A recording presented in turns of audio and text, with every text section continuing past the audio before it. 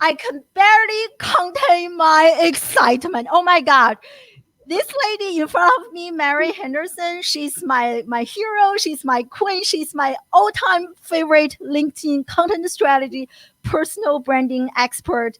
And I'm just like so honored to have you here. And today we are discussing how to bulletproof your personal brand. And raise your hand and let me know how many people you actually know who are really active on social media, but they are not able to monetize their personal brand. And I think we all know quite a few, probably also including myself. So today we are going to discuss Mary, her amazing methodology, and to really help us commercialize our personal brand so that we can have more income and more impact. So we are live on LinkedIn, on Facebook, on my personal page, on my public page, and we are also live on Periscope and YouTube. So we have such an amazing global community, and let us know where you are joining us from, social media wise and geographically speaking. And we are all in for a treat today. Super excited. And so I just want to take a few seconds to introduce Mary. As I mentioned earlier, she is an internationally recognized personal branding expert, and she has the perfect personal branding methodology, which is what we are going to discuss today, to build our personal brand and the business to create more income and more impact. And so before Mary becomes a personal branding coach, and she has worked in the corporate environment for 18 plus years and building personal brands and businesses for others and herself and grow them into multi-million-dollar businesses. And I have been following Mary for, I don't know, maybe a year or so on LinkedIn. And I love her content, and I have learned so much from her. So today, Mary helps driven experts and entrepreneurs like us to unpack and define their expertise into a personal brand so that they can position themselves as authorities within their own industry. And Mary also has her own podcast, very active on LinkedIn. You should definitely follow her on LinkedIn. And I'm just overall honored, excited. I don't even know what to say, but thank you so much for being here, Mary, and welcome to the show. Well, you are so beautiful. The way you've introduced me, I feel like a super rock star right now. So thank you so much. And I am honored to be here too, because I have been following you, and I think that we have just such a high mutual respect. And, you know, at the end of the day, that's what it's about, right? Yes, totally. But oh wow, we have so many people joining us live right now on LinkedIn and on Facebook and on Periscope, on different places. And let me know if you have any question. Send them in the comment section. And my dear friend Peter from the UK, and he is actively monitoring people's questions and comments on different social media platforms. So if you have any question that I missed, please feel free to tag Peter. I will show his name on the screen in a second. And so excited. Do you want to add anything to my very brief? You have this much like bio. I kind of condensed a little bit. So do you want to add anything that I missed to my very brief introduction, Mary? I think that what I'd like to say, and, you know, maybe this could set the stage as well, is, you know, I have found the love of my life, and it's not a relationship, but it's actually what I do. And, you know, and I want to set this as a context because, you know, what I've been able to do is merge the three loves of my life, which is obviously personal branding, it's digital, and it's social selling and in sales. And that these three things is what I've always done in terms of my career. And to actually merge them together is very special. And, you know, and I always talk about, you know, you've got to solve complex problems before you can even think about what your personal brand looks like. And I think that, you know, that's really what I bring to the table. Yeah. Oh, that's awesome. Yeah. And I just love, which you I'm sure you will mention later during our interview. I just love your holistic approach to personal branding, to business development, and I think we need more people like you in this space to talk about this, not just getting like wealthy and or Yeah. happy, whatever, overnight. But Yeah. Hustle, exactly, hustle, the hustle. vanity matrix. Yeah, exactly, exactly. So I kind of introduced you earlier. You know, you worked in the corporate and have also helped so many other businesses grow into multi-million-dollar businesses. So reflecting on your journey, and maybe you can share with us three key factors that helped you get to where you are today. Whew. I think that's okay. I think that the first thing that I want to reflect on, and this is what you and I were talking before. Um, for me, the game changer is not about what I learned in corporate. There's skills that we acquire. All of us have skill sets, which is, which is critical. For me, I it was self-reflection. I actually feel that when you can take time out from the chatter, the noise in the world that we live in, or the hamster wheel, and just be able to stop and self-reflect, I think that that is a very Mhm. important aspect of life that most of us never get to do. And fortunately, when I had my digital agency and I merged that with another company, it gave me an opportunity to actually stop. And I did take 1 year off the outside world. I literally closed the doors Mm. and decided to go in. And that was very, very, very confronting. And it was courageous because I just said no to friends, the material world. I didn't go Mm. shopping. I got rid of my credit cards. I mean, I really, really just gave up that life to find out who I am. And so I think that that really is, for me, the impetus to why I approach life the way that I do. My philosophies, as you know, are very, or some people would call them radical, but I just call them being completely and utterly human and true to myself. And I think also the other thing about that I learned, and I think this is a really important aspect, is that in corporate, especially, we're all running from the basis of a job title or a job Mhm. description, which Exactly. really doesn't serve us at all. And I discovered for me that I had to step out of that 8 hour mindset and bring into the mix who I am outside of that 8 hour mindset. So my network was became a very critical part still till this day in what it is that I bring to the table. And I think that we forget that your network, the people that you can reach out to that can help you, guide you, open a door for you, or just be a sounding board for you Mhm. is absolutely fundamental, whether you're in corporate or whether you're an entrepreneur. So I think that those two things for me have served me very, very well. But I think that they play a very, very pivotal role in entrepreneurship. Oh, I love this. And even personally for myself, the last 2 years, I have grown a lot. And I used to be, like working long hours, hustle, hustle, hustle, hustle, hustle, like all of that, everything external. But the last 2 years, there's one thing that I did, which was very different compared to what I used to be many years ago, which was like I started to go within to really discover who I am. I did the inner work. So I so resonate with you. And I can't wait to talk more about this. And you mentioned I kind of like professionally stalk you. So I watch you have a very nice webinar, which I'm going to share the link in the comment section in a few seconds. It's called Six Figure Expert. That's your hashtag.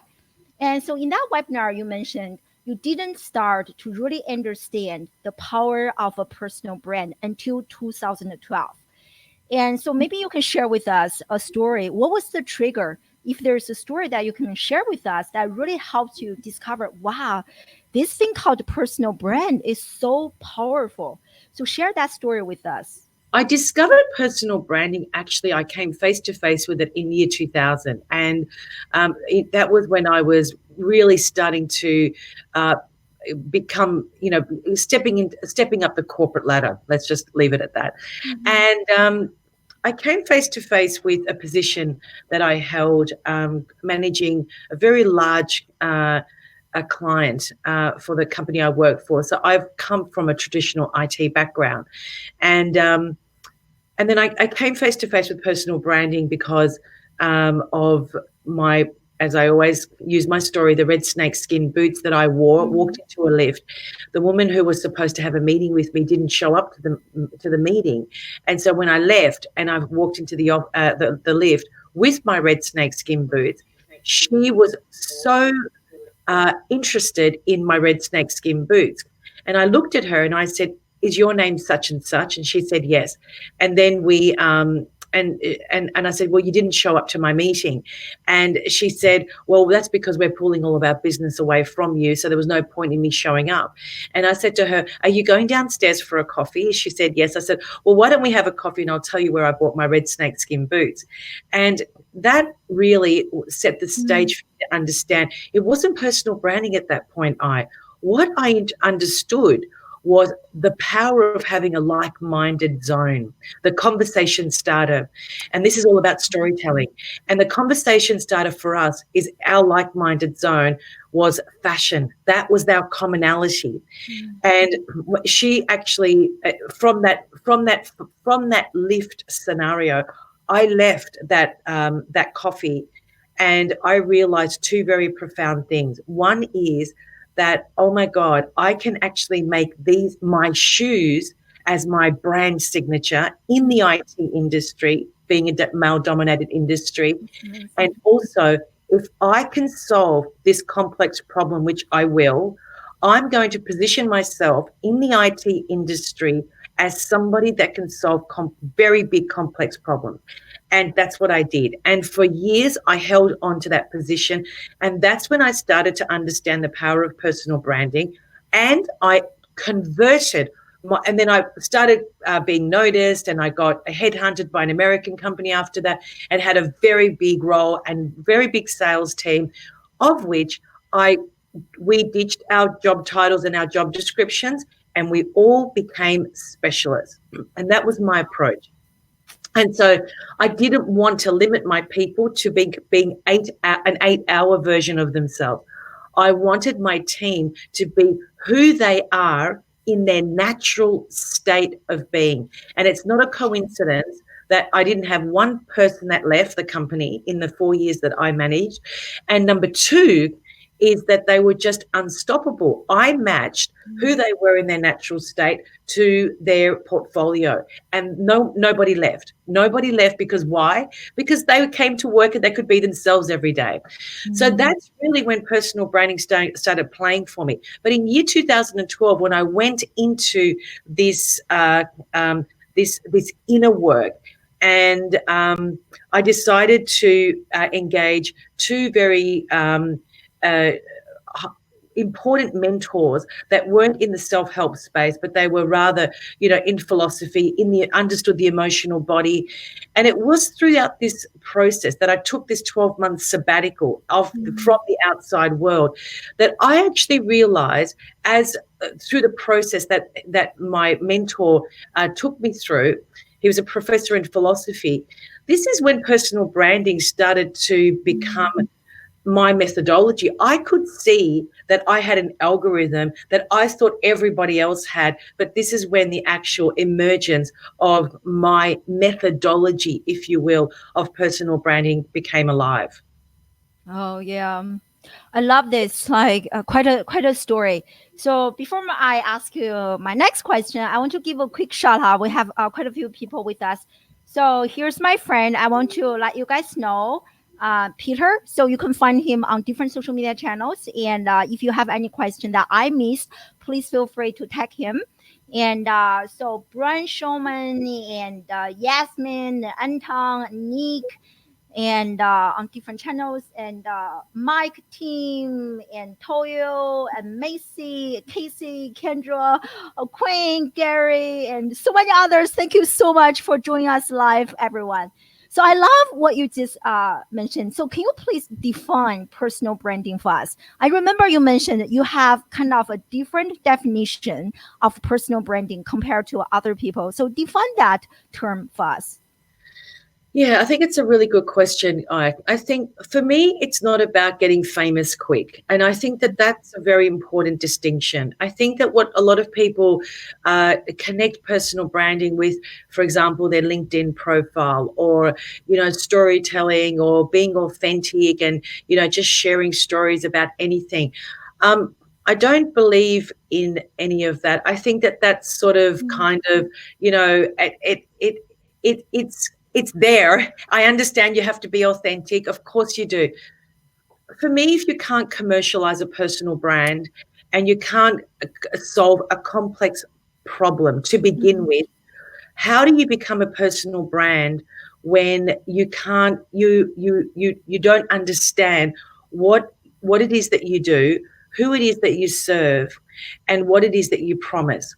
So those three things for me are very important when I'm talking about personal brand. Overarching all of that, it has to be commercialized. If you can't commercialize your personal brand, in other words, your personal brand is the business. You are the business, okay? That's why I say if it can't be commercialized, why would you waste so much time on social media trying to get famous? For what?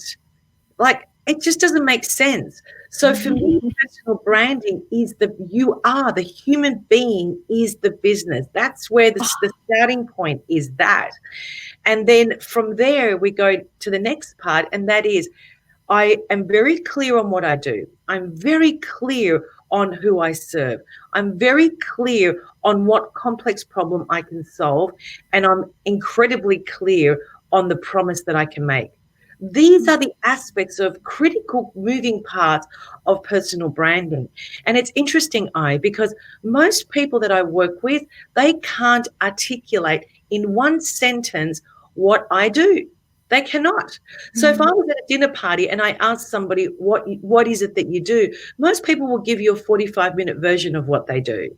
You know, when you're a business, when you run your life, your business, when you run yourself as a business, you're seeing things, you're posting things, you're strategic and you're very deliberate in all the moves that you make. Let's just use an example here. That I'm actually using today in my keynote. Let's look at the Kardashians for a moment, okay? I don't support the Kardashians. I'm not interested. But what I am interested in is the fact that here is personal branding on steroids from the standpoint of being very strategic, very deliberate in every single move that they make, okay? Now, I actually think that a lot of people think that is what I want to be. That's the aspiration for a lot of people. But when you're an entrepreneur and you're running a business, a coach, a consultant, a SaaS business, whatever it is that you're doing, you have to be able to answer those 4 questions. This is what I do. This is who I serve. This is the complex problem I can solve. This is what I promise. And that really, for me, sets the stage for personal branding. Oh, I love this. And as you are talking about this, because I remember you talk about this on LinkedIn, and as I was trying to describe what I do in one sentence, I struggled. It is not as easy as we assumed, which also means that many of us don't have an exact clarity, a high level of clarity on our service. I want to challenge. We have quite a few people join us live right now. I want to challenge the live audience. So enter in the comment section. Use not 5 paragraphs or 5 sentences, but 1 sentence to describe what you do. And maybe we can share a few of your answers, share with Mary to see if we actually understand the service that you are doing. What do you think, Mary? Yeah, great idea, Very good idea. And I think some people overcomplicate it too. So simplify. That's the key. Totally. Simplify to amplify. I agree. And I think even during before we went live, you and I were talking about, which was also something that I noticed when I just started, particularly my journey on LinkedIn. I noticed there was tons of fluff.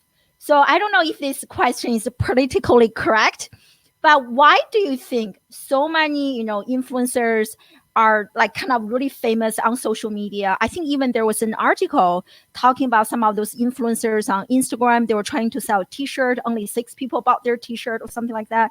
So why do you think so many content creators or so-called influencers, they're not able to monetize their personal brand? So what are the missing links? What are some mistakes that they are making? And if you can share with us. I think that's a very important question. I think that a lot of people are, I mean, let's just backtrack for a moment. When I'm looking at a personal brand, I won't work with anybody if they don't have expertise. So that's the first starting point. And in an area that they know for sure, you have to know your area of domain inside out. So when I get approached by influencers who want to grow their personal brand, most of the time, even if there is a level of expertise, there's a little bit of everything. And that for me is very difficult to work with. I have to work with somebody who at least meets that 5,000 or 10,000 hour rule. I actually use that as my benchmark because it's, even though a lot of my clients are experts in their domain, they do have a lot of angles that they can come in from, because most people say to me, I'm an expert in so many different things. And most people are not experts in a lot of different things. Most people are experts in one, maybe 2 things. And I call everything else a value add, right? So it's like, I don't call myself a digital marketer and a sales expert, although that's a big chunk of my corporate career. But overarching all of that is personal branding. It's simple. I commercialize personal brands. Full stop. That's it, right? You understand what I'm saying with those words. So I think that a lot of people on social, and I see a lot of this on LinkedIn, because they haven't actually understood what is their area of expertise and what problem that they can solve. That's where the confusion comes in. And I think that especially on LinkedIn, there still is a lot of opportunity to be seen and be heard, because it's not a platform. It doesn't have even 1 billion people on there. It will become a pay-to-play game. There's no doubt about that. 12 to 18 months' time, I am certain that LinkedIn will be a pay-to-play game, and that's when the playing field will change. So influencers who are essentially sharing and selling air, how do you monetize air? I don't know. So the point being is, if you do want to grow your personal brand, you really need to understand those 4 components. What is your area of expertise?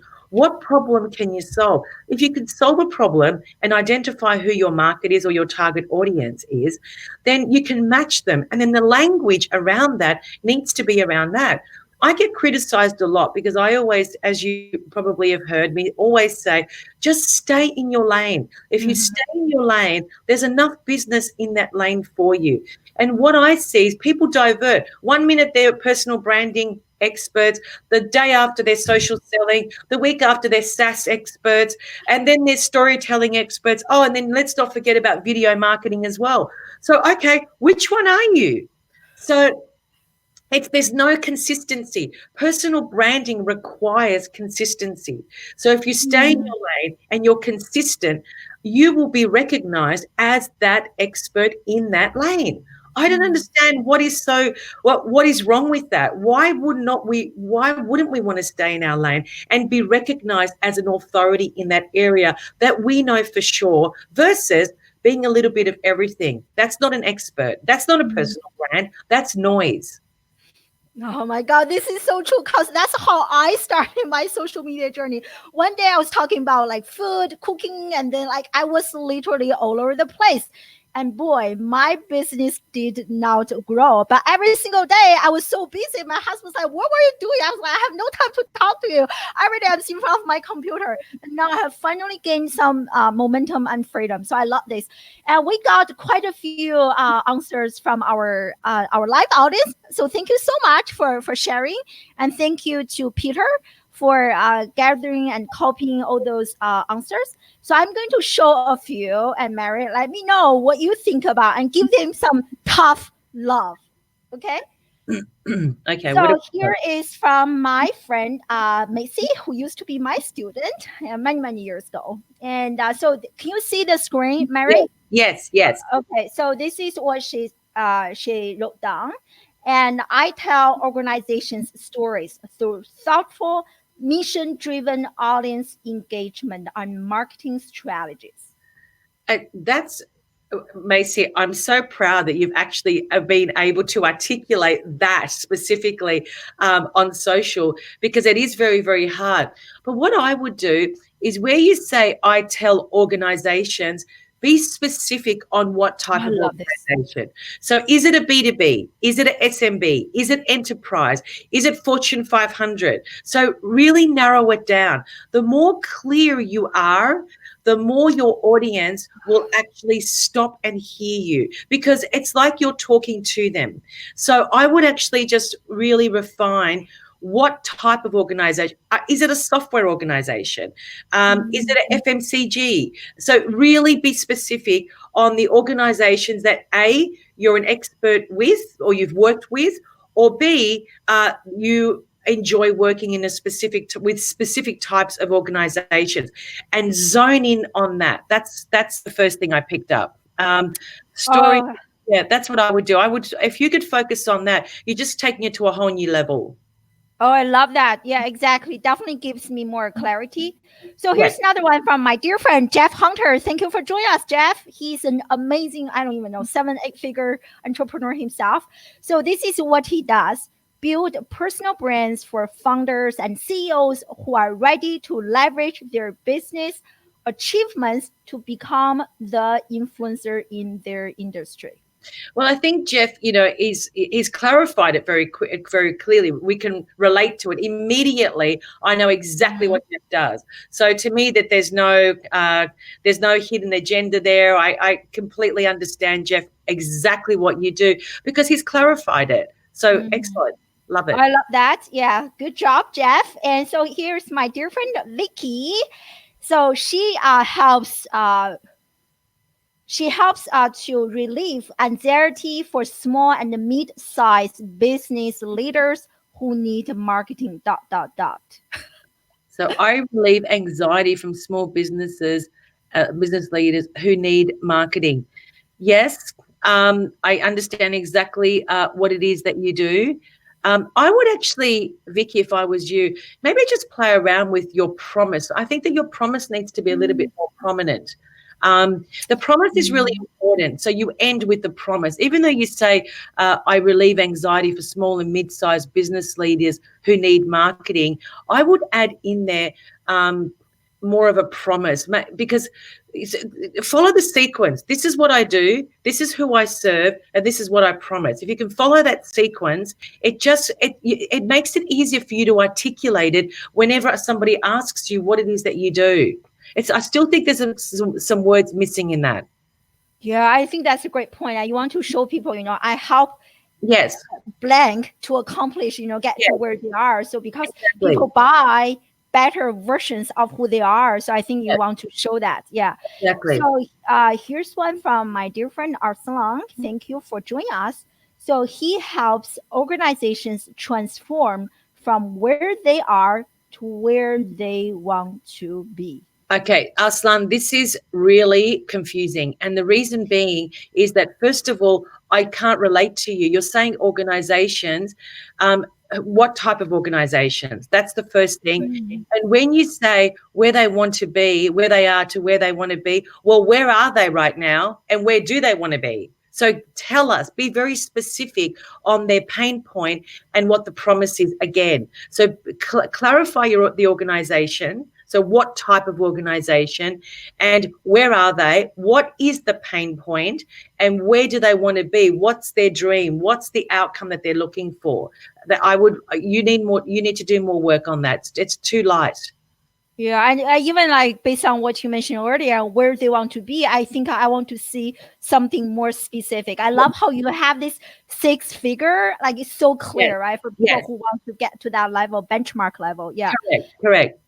So here, this one is so short. Kimberly, thank you for joining us. I create genuine leaders. Again, I think it's too broad. It's what type of leaders? Do you create keynote speaking leaders, social media leaders, C-suite leaders, corporate leaders? What type of leaders? So I think that, and also I don't think that you can create leaders. I don't believe in that. I Oh, think I that love that. it's too narcissistic, and also unless you've got a proven methodology that's tried and tested, and you've got high level leaders that have got 4,000 testimonials where you have actually delivered that. I think that you need to break that down. I create genuine leaders. The word create, I don't think it should be used. And also with leaders, break it down. You're better off focusing on the pain point of a leader first and what you promise that leader at the end. That's what I would do if I was you. Oh, I love it. Yeah, we'll do two more and then we'll move on. So this one from Jesse. So concentrating on local businesses and more importantly, individuals, as we are here to provide advice, support, reach decisions. Yeah, seems a little bit confusing to me. Jesse, I'm so confused. You've got to break that down. Follow my formula. This is what I do, or we do. This is who we serve. So the client, and this is what I promise. And if you can just follow that sequence, you need to break that down. I have no idea what that means. I'm completely confused. And you may find that you're getting a lot of confusion as well. Now, the thing is that if you can't get your positioning right and your proposition right, nothing else will work. So you can't do lead generation, can't do your content strategy, because it's all confusing. It's all over the place. Awesome. The last one, I think this one is from Vicky, who only showed part of it. So marketing ... and the sales, but don't have the resources or budget to hire a full-time employee. Okay, I see. Okay, I think that it works. It might be a little bit wordy, but I do understand through that sentence who you're serving. So I like it. I just think it's a bit wordy. So try and condense it. We're so used to, as human beings, to throwing words in. The longer, the more intelligent I look. We don't need to do that. Just make it short and very, very clear, because the brain can't cope with too many words. Just bring it down and concise, because what happens is that the brain then can take in the information and process it much more easier. Oh, I love it. And even like when we're talking about them, I think if you can just ask a friend, if this friend feels confused about like some of them, I definitely don't know as much as you do. And I feel like, wow, this is so confusing to me. So maybe we can just like, cause we are so involved in what we are doing, we don't have that fresh perspective. So sometimes maybe just give yourself a shout out on social media, and that can help. So I want to really dive deeper into the 4 elements that you talked about. I think this is a very unique methodology that I don't hear a lot from other personal branding coaches. So can you kind of really dive deeper into the 4 elements and give us a brief, quick overview of each element, Mary? So in my personal branding algorithm, so I have 24 moving parts that actually need, every one of my clients has to go through the moving parts, because what happens, so many people start at lead generation, and I really want to talk about this for a moment, if I may, because this is where the danger zone actually is. Let me just say this. The lead generation should be the effect of the cause. So your personal brand, unpacking, refining, defining, and understanding with absolute ease what your brand proposition actually looks like and sounds like, that must be step number 1. Once you have clarified that and unpacked that, then you can move on to part 2, and that is where you have to unpack the complex problem that you can solve, and not just unpack it, but actually design your methodology around it, the frameworks, if you will, of how you actually are going to take your client from start to promise. What does it look like? So, because we're not too much knowledge is not what people are looking for. What people are looking for is there's too many coaches that are pushing knowledge. It's all education based. It's all, words, words, words, words. And you know what? We can actually get a lot of information for free, just by me going on Siri on my iPhone. So we have to create methodologies that are bespoke to the way that we can solve a problem. That's the first thing. The second thing is that's the second thing. The third part of the equation is then understanding what your digital assets looks like. So your lead generation, the sales funnels, all of the things that you need in place, so that when you get to the fourth part, which is social selling, you have an automated system in place that actually can provide massive value to the prospects that you're picking up along the way. So these four parts are really important. The lead generation component, which is the last bit, which I call social selling, can't even be considered, or can't even be a consideration unless you get these three things out of the way. It just cannot. And the reason for that is because, number one, that fourth part requires a very strategic and deliberate content strategy. You need a content wheel that matches the complex problem that you can solve. Why am I going to go on social media and talk about cats and dogs if it doesn't actually serve what I actually know for sure? I've just wasted a post. Like, who's got time to be posting 40 times a day? So my view is be very strategic and deliberate. When you get to the social selling bit, that's when the content wheel comes into it. Understand what does that look like, so that you understand what it is that you want to talk about and be known for. That's the key here. And then your lead generation machine matches that, because you're constantly using them together. You're giving value. And in the social selling side of it, which is, where we use social media to position ourselves as an authority, here's the thing that we must understand. You don't have a second chance. The point being is that we need to touch our prospects at least 30 times just so they can get to know us. Then another 30 times just to get to like us. And then another 30 times just to get to trust us. There's 90 days right there. So how are we doing that? By wasting time and posting on things that don't matter or that don't match the problem that you can solve. You've just wasted 2, 3, 4 days on junk, where you could have actually spent those 3 or 4 days posting on content where you're providing massive value to your audience, that is suddenly that know, like, trust just flows, because they just start trusting you, that you're the go-to person in that area that you know for sure.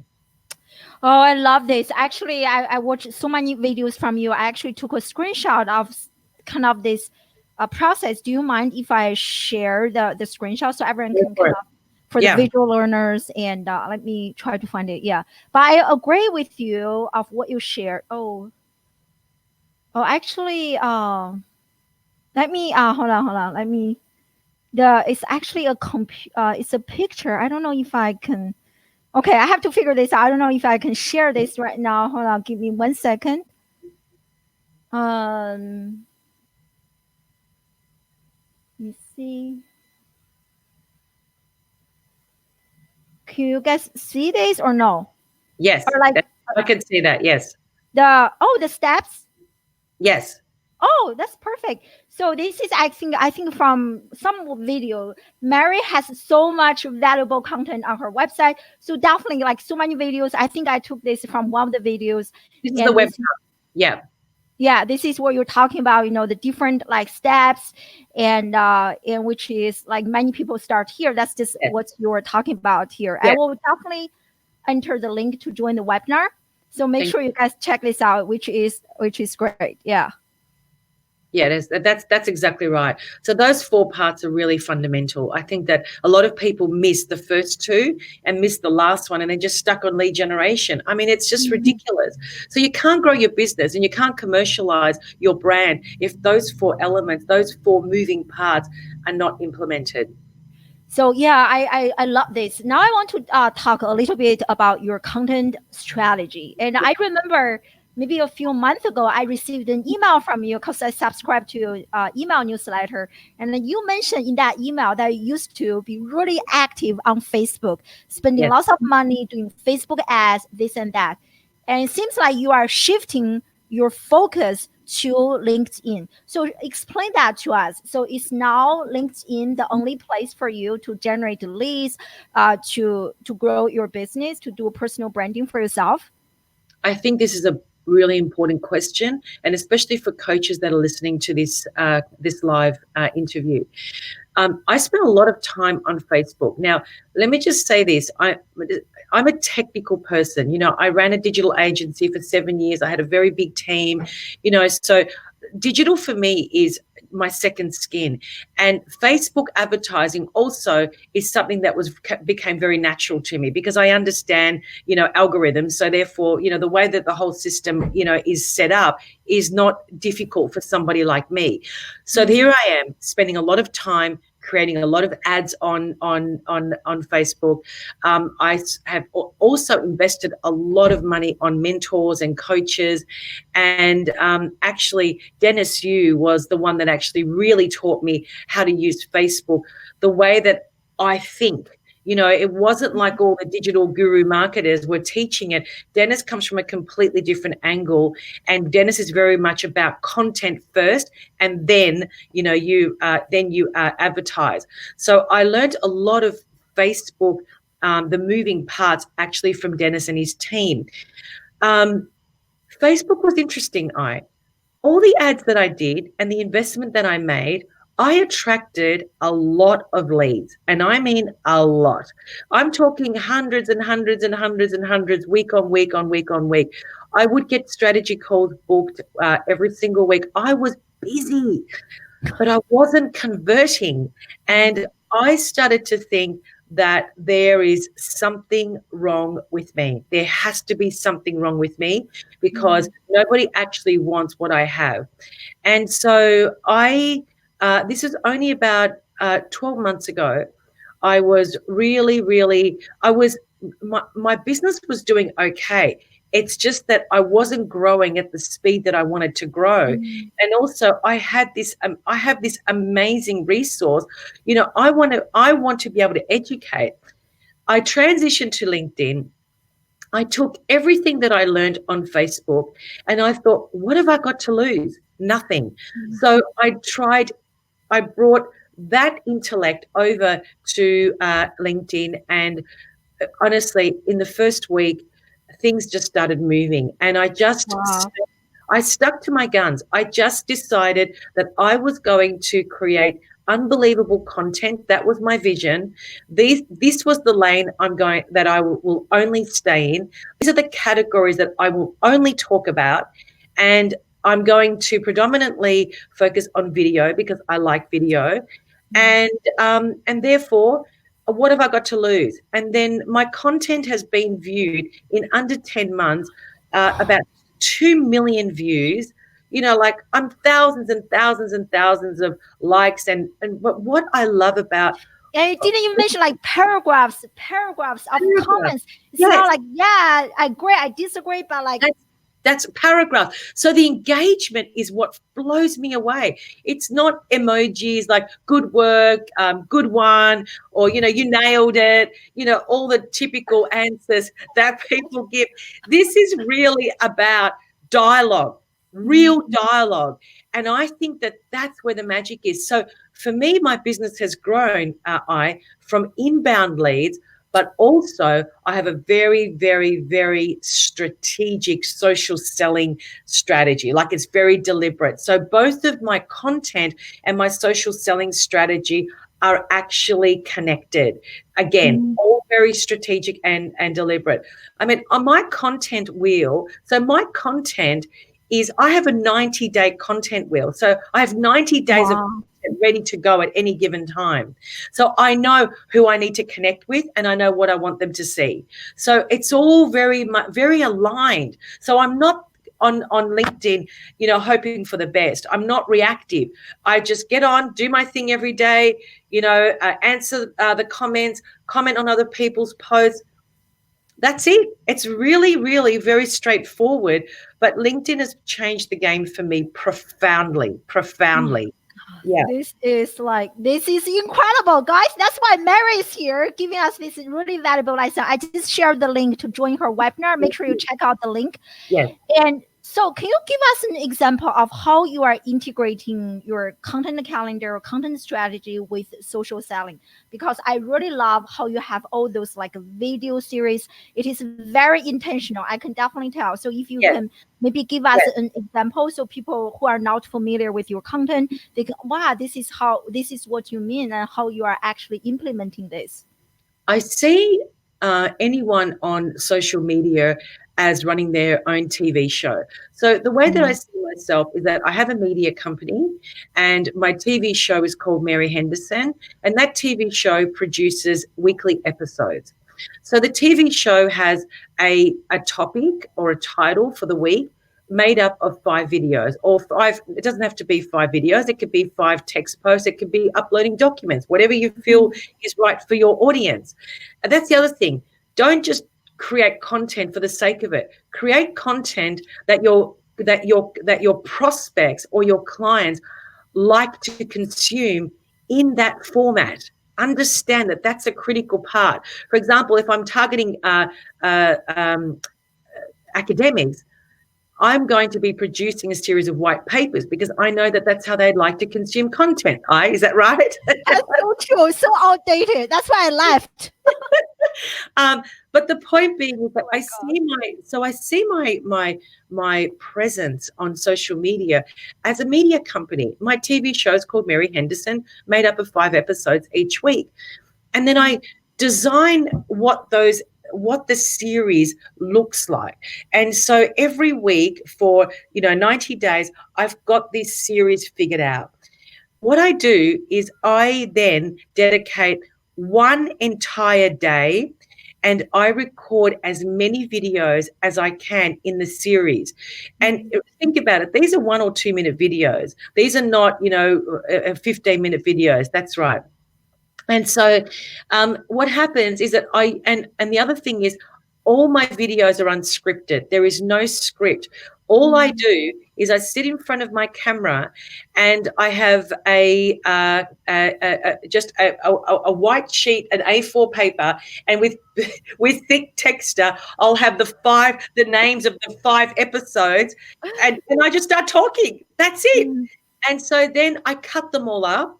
And then I have a template I use Camtasia to edit my videos, and I just drop the video in, cut it up, export it, done. Then I do the same for the next one. So it really is about understanding how you see yourself on social media. And for me, I see myself as a media company, and my TV show is called Mary Henderson. Or here's another one here. This is a document. This is another series that I do. This is very well received. This gets the highest reach, these documents. These get 30, 40, 50,000 views, which is incredible. Crazy. Yeah, and the engagement's very high as well. And quick question, what did you use? Because one of my questions, I love watching and reading through your documents. So what did you use to create those like amazing documents, Mary? Canva. Oh, really? Okay. Everything for me is actually... Sorry, guys. No worries. Okay. We're so live. Oh, my God. You should see one time my cat was here. I'm trying to turn this thing off. That's terrible. Hang on, let me just decline. Thank you. Sorry about that. Don't worry. I'm going to just turn it off. I use Canva. I use Canva for all my documents. In fact, I use Canva for everything. I actually use Canva for everything. So if you want to, so Canva and Camtasia are the resources I use to edit my videos, and also create all of my posts and my documents. Wow, that's amazing. Yeah, because I know I haven't really used the documents feature, and I heard great words about Yes. this. Like in terms of engagement, I'm definitely going to give this a try. It's really, really, really a fantastic way to get your message across. And it's very visual, as you can see, and it uses all my branding colors. If I may just mention as well, and I think this is a very important point, you can see in all of my videos, these are the colors I use, the pink, the white, and the dark purple. And this is my branding color palette. So I never divert from these colors. So, and I think that if we are serious about leveraging our personal brand, we also need to be very serious about how we show up as a brand in the form of colors, visuals, words, even font. And so I'm really strict on that, because if I am a business, I need to treat myself as a business. If you work for a corporation, they all have a branding palette. So this is really, really, really, really, really critical. And I feel that it's an important part of personal branding.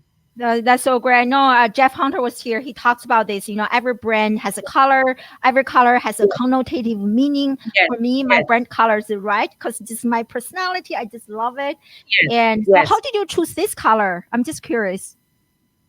When I go through in my personal branding algorithm, we actually have a process of how we actually do this. And Wow. yes, and so it's a really important part, actually, because the colors really need to really match your persona.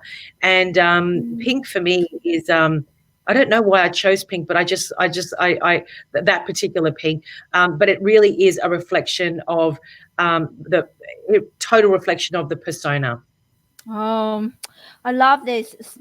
So many great points. And I know we're short on time. I want to take one more question from our live audience. And so this question is from my friend Yasmin, and she's joining us live from LinkedIn. Thank you. So she asked, how do you convince people the value of personal branding and to actually invest in it, especially those who don't like to put themselves out there?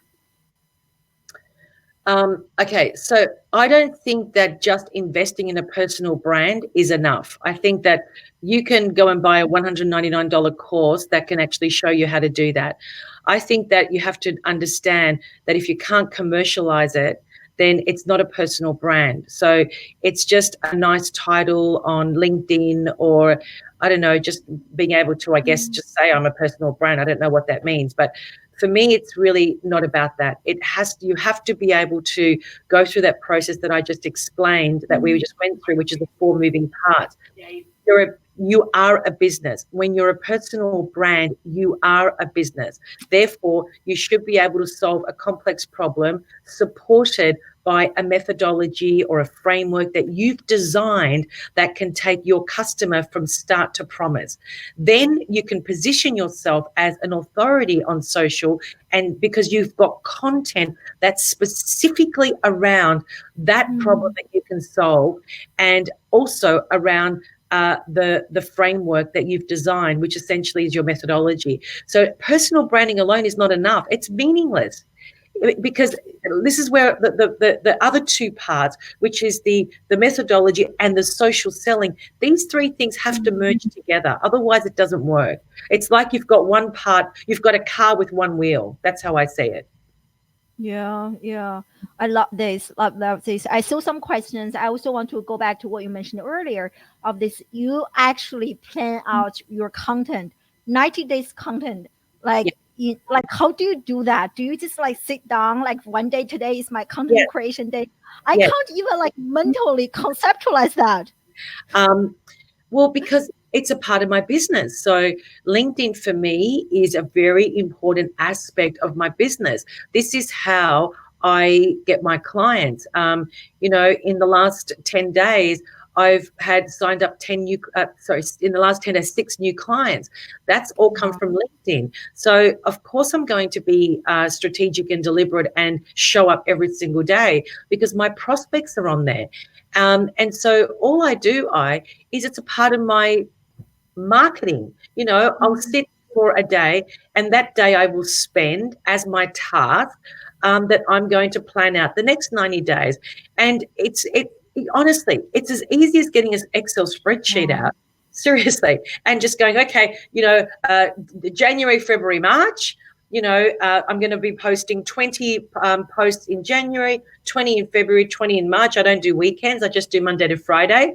Okay, what does week 1 look like? What does week 2 look like? But they all come down to my promise. And also, more importantly, it has to be mission driven. So if you're a personal brand and you're not driven by mission and legacy, you're not a personal brand. Okay, you're just an employee, because an employee has a mindset of what's in it for me. A personal brand mindset is I am on a mission. I have to get my message out into the world because I'm so passionate about it. I'm driven by it. I know I can solve problems. And I want to get it in front of as many people as I possibly can. So that's the distinction when you know somebody's for real and somebody's not, because they have no mission. If you haven't got a mission, why are you doing what you're doing? Oh, I know we didn't even have much time to talk about this, because I think one of what differentiates you from many other personal branding coaches is you are talking so much about this mission, which is really our calling. Going back to what you mentioned, the very first point is this inside journey, and I love it. For me, like, my calling is education, so I think you really give me lots of great ideas and even like motivation to really plan out my content. I don't do much. And so, thank you for sharing that. Yeah. You're welcome. You're absolutely welcome. Yeah, I love what Peter mentioned here. Okay, so I know you'll have your keynote today, and so where can people learn more about you and or work with you? So share with us. I share the webinar link on the different social media channels. So any other ways that people can discover you and work with you, Mary? Please connect with me on LinkedIn. So if you just search for Mary Henderson Coaching and connect with me, and you can access all of my content, obviously, every single day. If you're interested in understanding how I can potentially help you, please feel free to send me an email, mary@maryhendersoncoaching.com. So I think those two things are, people can get in touch with me and, let's start a dialogue. I'm very, as you know, I give a lot away. I don't hold back. I'm all about educating people so that they can actually start their journey on the right foot, not on the wrong foot, because there's so many people selling noise and there's not enough substance. And I think that we're at a point now where the new disruptors are rising, and I consider myself and yourself a disruptor. And those disruptors are not holding back. They're actually saying, look, if you and proving that what it is that you bring to the table by just giving, take it. I don't care. All my competition, download my information, go for it. I'm very happy for people to do that, because at the end of the day, my job is to be 10 steps ahead. As I always say, I'm already working on version 5.0. What you have is version 2.0. So I don't care. It's really about giving and being okay with that, because I think that when you're mission driven, you're willing to give, because at some point that prospect could become my client. And that's my vision. That's my philosophy of life. Why, such an abundance perspective, right? As opposed to like scarcity. Yeah. I love this. I know I can just talk with you about LinkedIn and content marketing, content strategy forever. This is such a great episode, everyone. If you joined us late, make sure that you check out the replay. And I think we all have homework to do. For me, is to actually plan out my content calendar.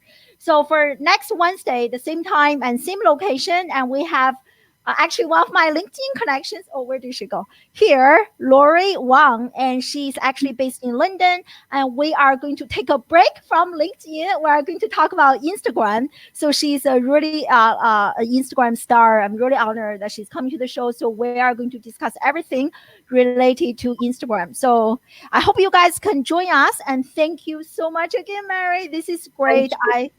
I Thank appreciate you. you. Yeah, and thank you, I everyone. appreciate you. Thank you. Thanks, everyone. Thank you. Bye. See you next week.